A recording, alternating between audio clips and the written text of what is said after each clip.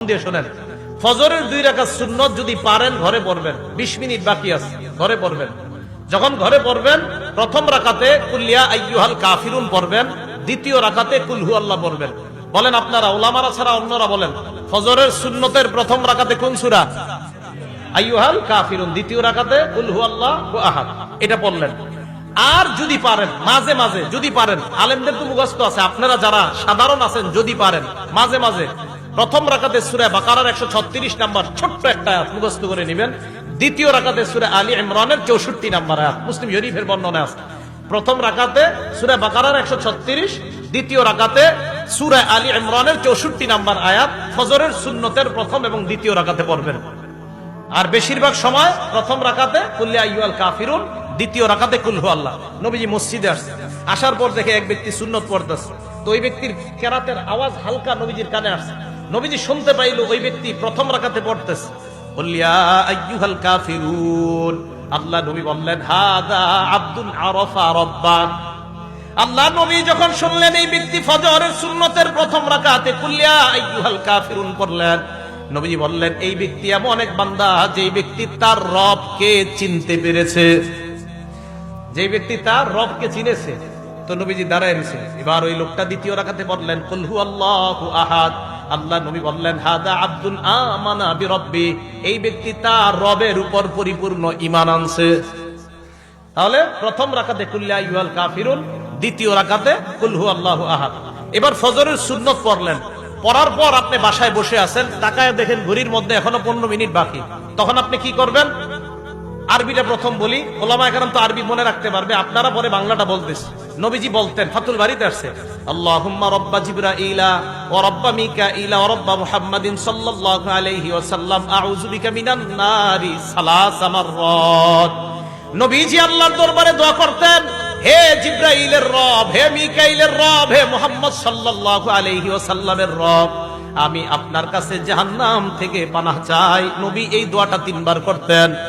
ফজরের সুন্নত পড়লেন, পড়ার পর সময় আছে, নবীজি দোয়া করতেন। এবার আমার সাথে বলেন, হে জিবরাইলের রব, হে মিকাইলের রব, হে মুহাম্মদ সাল্লাল্লাহু আলাইহি সাল্লামের রব, আমি আপনার কাছে জাহান্নাম থেকে পানাহ চাই।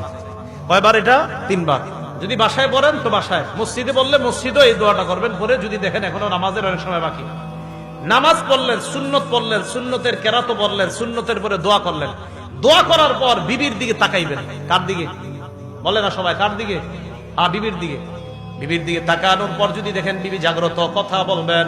যদি দেখেন বিবি ঘুমায় আছে, বিবিরে জাগ্রত করবেন। আম্মা জান আয়েশা সিদ্দিকা রাদিয়াল্লাহু তাআলা আনহার বর্ণনা, নবীজি যখন ফজরের সুন্নত পড়তেন, পড়ার পর আমার দিকে আল্লাহ নবী তাকাইতেন। তাকানোর পর আল্লাহ নবী যদি দেখতেন, ফাইন কুনতু মুস্তাইকিজা, নবীজি যদি আমাকে দেখতেন আমি জাগ্রত, হাদ্দাসানি, আমার সাথে আল্লাহ নবী কথা বলতেন।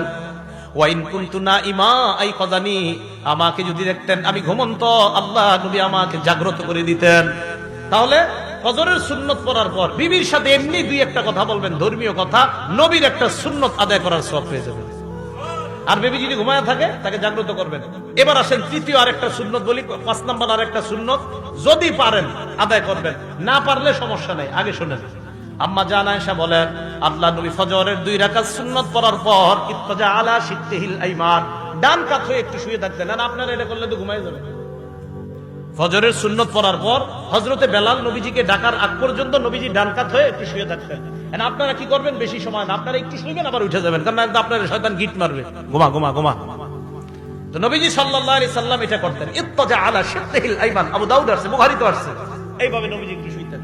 তো আপনি যদি পারেন এই সুন্নতের উপর আমল করেন, বাকি আপনি বেশি সময় করা যাবে না, সামান্য, আবার উঠে যাবেন, করলেই ঘুমায় যাবেন, একটু পরে উঠে দেখবেন সূর্য উঠে গেছে, সমস্যা হবে। আল্লাহ পাক রব্বুল আলামিন তো ফজরের নামাজের আগের যে সুন্নত, এই সুন্নত গুরুত্ব সহকারে আদায় করে এরপর ফজরের নামাজে আমরা উপস্থিত হব। এই হলো ফজরের নামাজের ব্যাপারে মোটামুটি আলোচনা। তো বলতেছিলাম 5 ওয়াক্ত নামাজ ধারাবাহিকভাবে আদায় করা। আবু দাউদ শরীফের 4986 নম্বর হাদিসের বর্ণনা, নবীজি সাল্লাল্লাহু আলাইহি সাল্লামের এক সাহাবা অসুস্থ হয়েছে, আনসারী সাহাবা। ওনারে দেখতে গেছে ওনার জামাই আর ওনার বেয়াই, ওনারে দেখতে গেছে ওনার জামাই আর ওনার বেয়াই। জামাইর নাম আব্দুল্লাহ রহমতুল্লাহি আলাইহি। উনি বলেন, ইনতালাকতু আবি ওয়া আনা ইলা সিহরিন লানা মিনাল আনসার, আমি আর আমার আব্বা আমার আনসারি শ্বশুর বাড়িতে গেলাম, নাউদুহু অসুস্থ শ্বশুরকে দেখতে গেলাম। যাওয়ার পর আমরা তার সামনে বসা, হাদারতিস সালাহ নামাজের সময় হয়ে যায়। অসুস্থ ব্যক্তি পরিবারের একজনকে ডাক দিয়ে বললেন, ইতুনি বিল উযু লিউসাল্লিয়া ফাস্তারিহা, ওযুর পানি আনো, ওযু করে আমি নামাজ পড়ার মাধ্যমে আমি প্রশান্তি অর্জন করতে চাই। আমরা তাকে বললাম, আপনি অসুস্থ, এই মুহূর্তে নামাজ না পড়লে হবে, একটু পরে পড়েন। সাহাবা জবাব দিলেন, না না, নামাজ পড়ার মাধ্যমে আমি প্রশান্তি অর্জন করতে চাই।